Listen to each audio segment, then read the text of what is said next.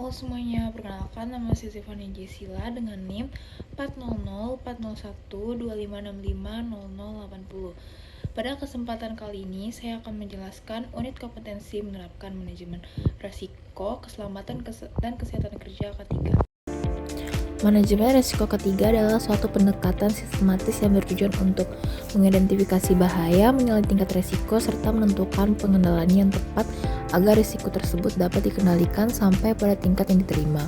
Penerapan manajemen risiko ketiga tidak hanya bertujuan melindungi pekerja, tetapi juga melindungi aset perusahaan, lingkungan, serta menjamin keberlangsungan operasional perusahaan. Dasar hukum penerapan manajemen risiko ketiga di Indonesia mengacu pada Undang-Undang Nomor 1 Tahun 1970 tentang Keselamatan Kerja dan Peraturan Pemerintah Nomor 50 Tahun 2012 tentang Sistem Manajemen K3. Pokok bahasan pertama dalam penerapan manajemen risiko K3 adalah identifikasi bahaya. Identifikasi bahaya dilakukan untuk mengenali seluruh potensi bahaya yang terdapat dalam setiap aktivitas kerja, baik kegiatan rutin maupun non-rutin. Bahaya dapat berasal dari faktor fisik, kimia, mekanik, listrik, biologis, ergonomi, maupun psikososial. Contoh bahaya yang sering ditemukan di tempat kerja antara lain paparan bahan kimia berbahaya, pekerjaan di ketinggian, ruang terbatas, mesin berputar, serta kondisi lingkungan kerja yang tidak ergonomis. Identifikasi bahaya harus dilakukan secara menyeluruh dan melibatkan pekerjaan yang memahami proses kerja tersebut. Tahap berikutnya adalah penilaian risiko, yaitu proses untuk menentukan tingkat risiko dari setiap bahaya yang telah diidentifikasi. Penilaian risiko dilakukan dengan mempertimbangkan kemungkinan terjadinya kecelakaan kerja, serta tingkat keparahan dampak yang ditimbulkan. Hasil penilaian risiko digunakan untuk mengelompokkan risiko menjadi rendah, sedang, atau tinggi. Risiko dengan tingkat tinggi harus menjadi prioritas utama dalam pengendalian karena berpotensi menimbulkan kecelakaan serius atau fatal. Setelah penilaian risiko, langkah selanjutnya adalah pengendalian risiko.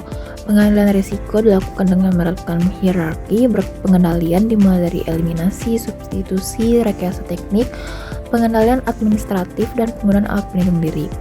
Eliminasi bertujuan menghilangkan sumber bahaya, misalnya menghentikan proses yang berbahaya. Substitusi dilakukan dengan mengganti bahan atau metode kerja yang lebih aman.